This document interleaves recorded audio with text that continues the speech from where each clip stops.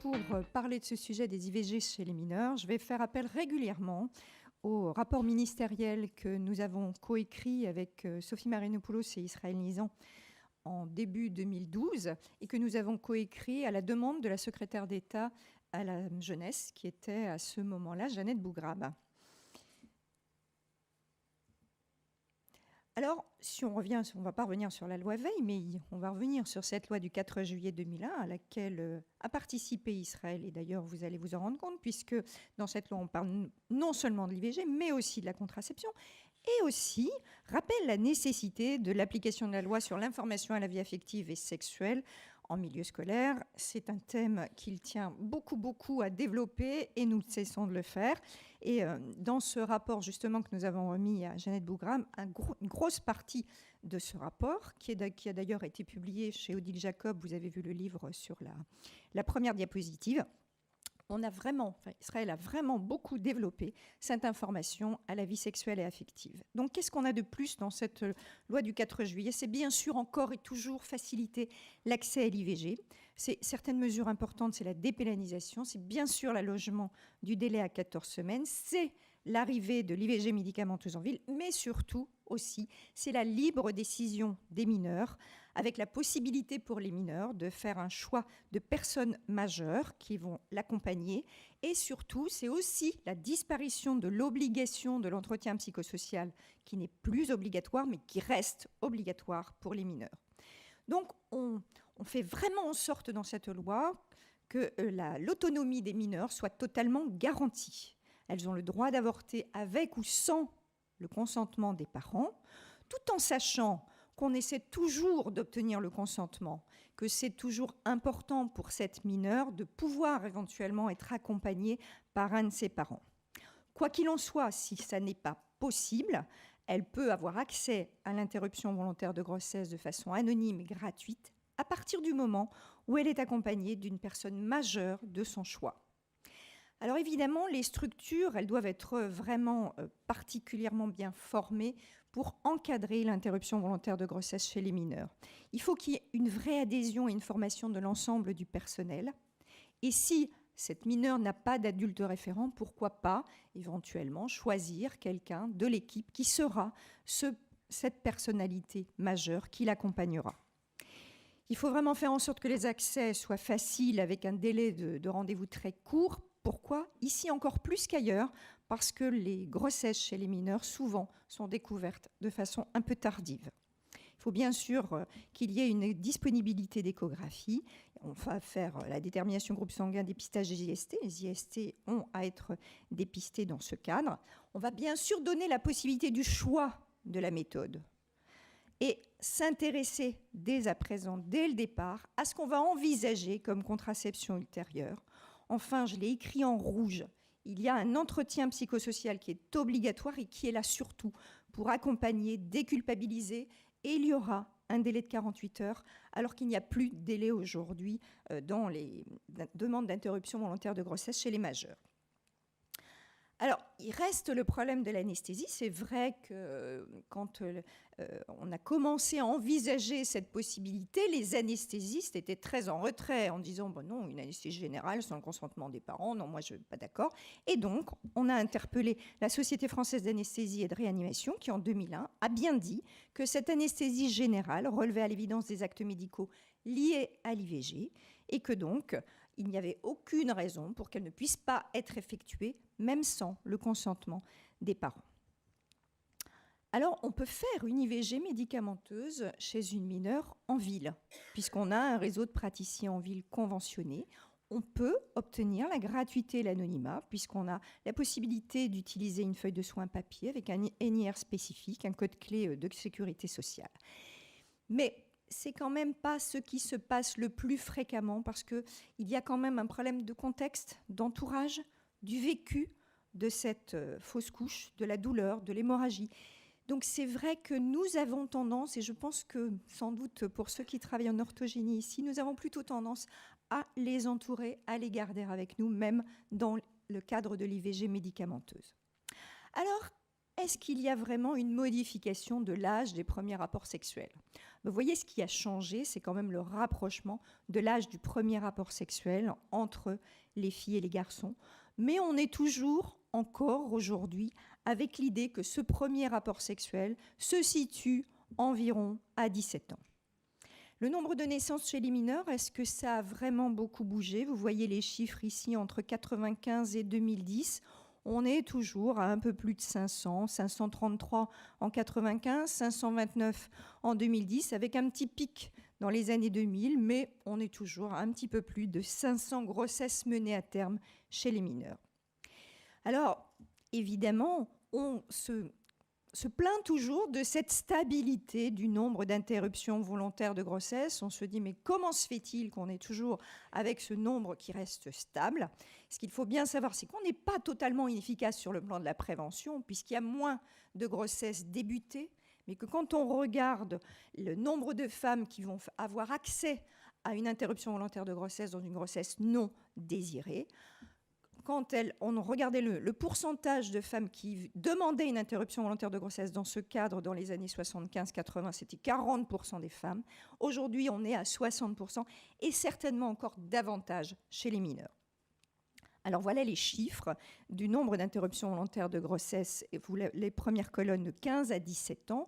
Vous voyez que quand on a rédigé ce rapport, on avait une augmentation du nombre de demandes d'interruption volontaire de grossesse, puisque ce rapport a été rédigé en 2011, et vous voyez, ça ne cessait d'augmenter entre 90, 2000 et 2010. Et puis si on regarde, on voit bien que maintenant, depuis 2010, on a une inflexion avec une diminution du nombre de demandes d'interruption volontaire de grossesse chez les 15-17 ans, mais aussi chez les 18-19. Par contre, il faudrait que vous regardiez quand même si ce n'est pas le sujet, ça augmente chez les femmes entre 25 et 40 ans dans toutes les tranches d'âge. Alors, si on regarde un petit peu le nombre de demandes d'interruption volontaire de grossesse en fonction des régions, mais toutes les régions ne sont pas au même chiffre, au même taux d'interruption volontaire de grossesse. Vous voyez la dernière colonne, les IVG pour 1000 femmes. Alors on a l'Alsace, où on est à 6,6. Et puis on a le PACA, où on est, vous voyez, à 10,6. Puis alors, il y a surtout les DOM, avec des chiffres qui sont vraiment majeurs, où on peut arriver à 30. Donc c'est très inégal. C'est très inégal parce que sans doute la prévention, elle n'est peut-être pas faite de la même manière dans toutes les régions. Alors cette prévention, elle est vraiment difficile. Pourquoi ? Parce que la mineure, c'est une adolescente. L'adolescence, c'est une seconde naissance, c'est une véritable mutation, des transformations biologiques, psychologiques, sociales, et c'est une période d'extrême vulnérabilité.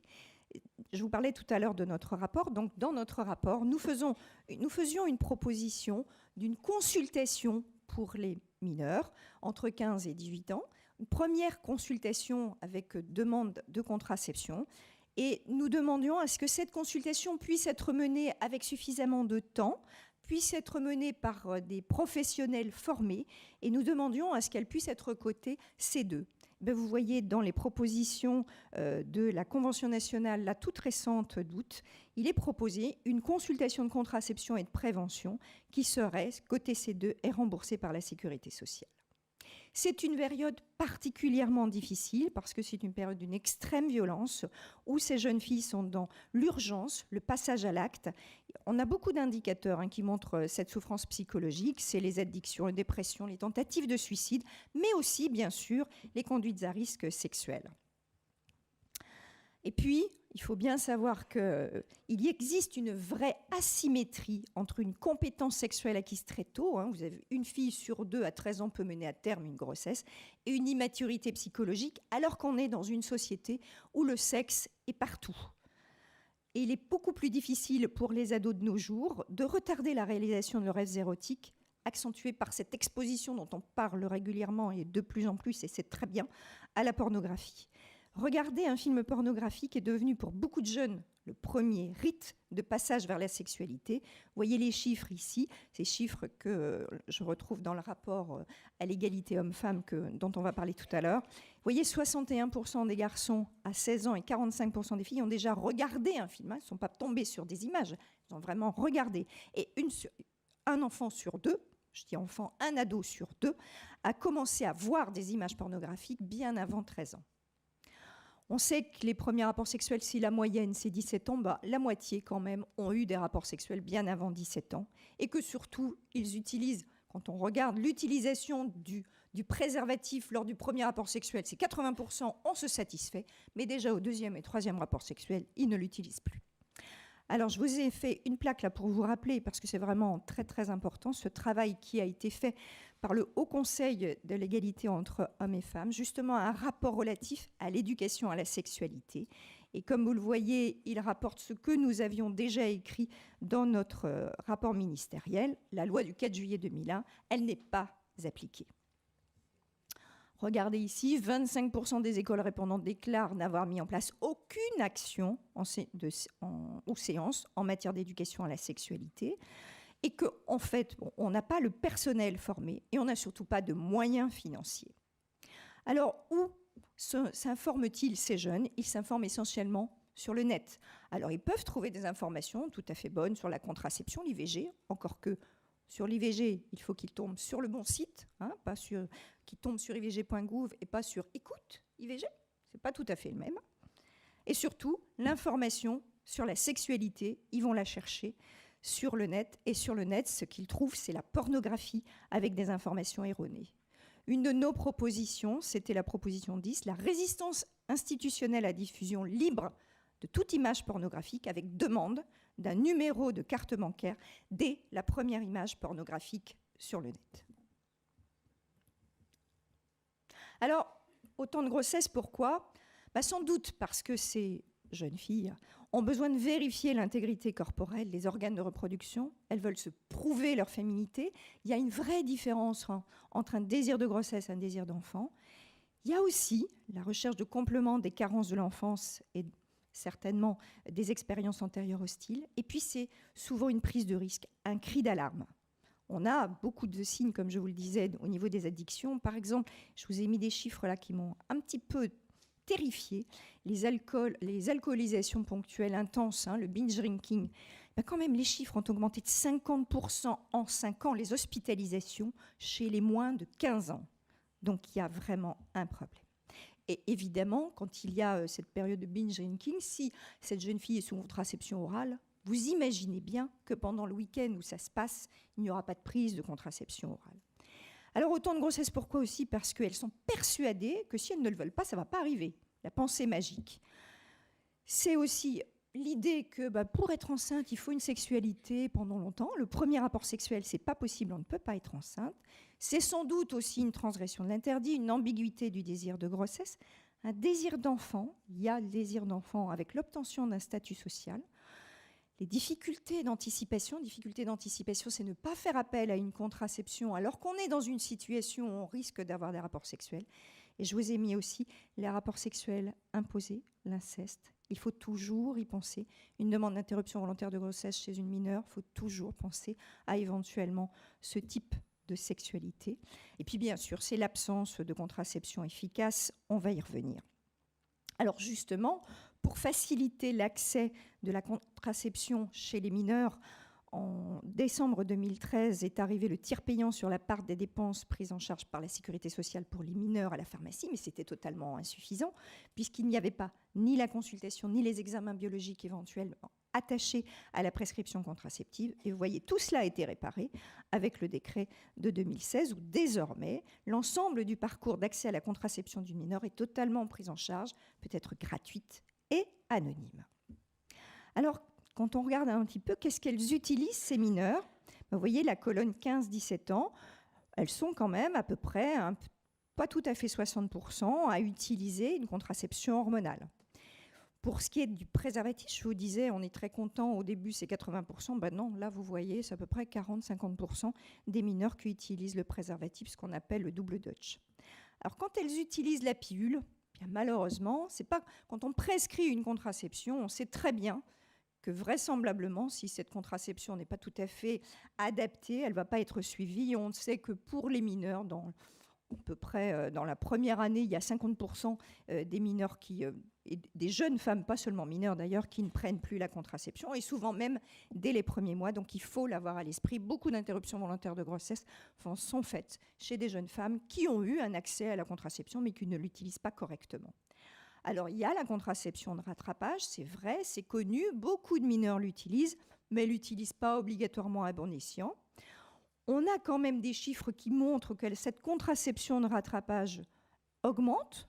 Vous voyez, quand on regarde un petit peu les chiffres entre 2000, 2005 et 2010, ça a doublé. Ça reste stable, donc on a à peu près 40-45% des mineurs, des jeunes qui utilisent une contraception d'urgence ou plutôt de rattrapage. Mais souvent, elle n'est pas utilisée alors qu'elle devrait être utilisée. Il y a beaucoup d'idées reçues sur l'idée que la contraception de rattrapage, c'est dangereux. Quand on l'a utilisée une fois, on ne peut pas utiliser la deuxième fois. Et puis, il y a surtout l'idée, comme je vous le disais, que je ne suis pas à risque. Le cycle, c'est 28 jours. On m'a dit à 14e jour, j'ovule. Là, j'ai eu un rapport au 12e jour, donc ce n'est pas risqué. Donc, je ne prends pas la contraception de rattrapage. Donc, il y a surtout une non-reconnaissance du risque de grossesse dans cette tranche d'âge. C'est pour cela que dans ce rapport, nous avons beaucoup insisté sur l'importance de cette première consultation de contraception pour obtenir une bonne adhésion à la contraception proposée.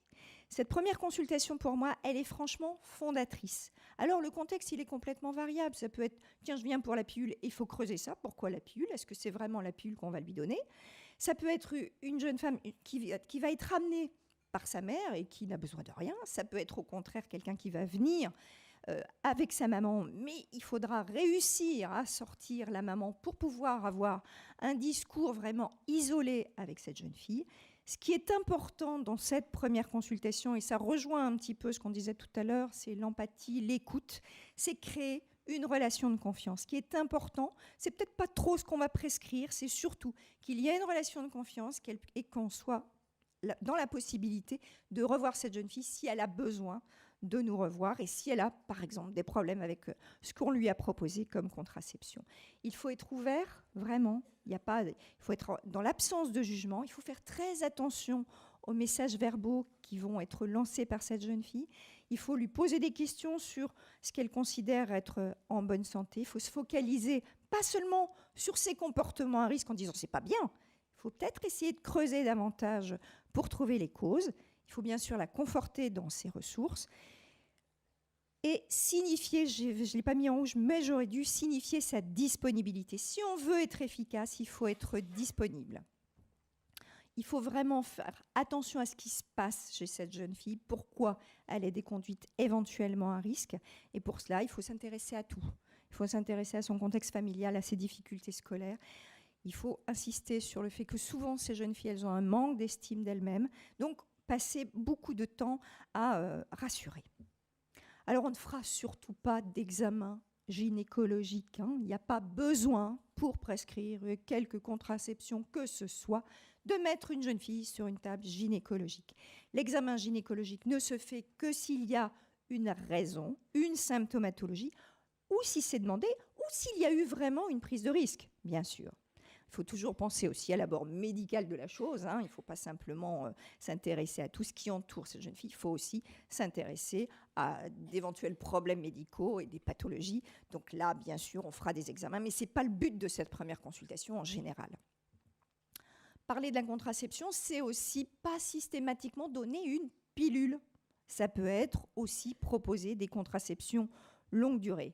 Et d'ailleurs, c'est rappelé par l'HAS, le DU peut être posé chez les femmes nullipares. Il faut bien sûr rechercher des contre-indications. Et dans ce cadre-là, on va faire une recherche de chlamydier de façon systématique.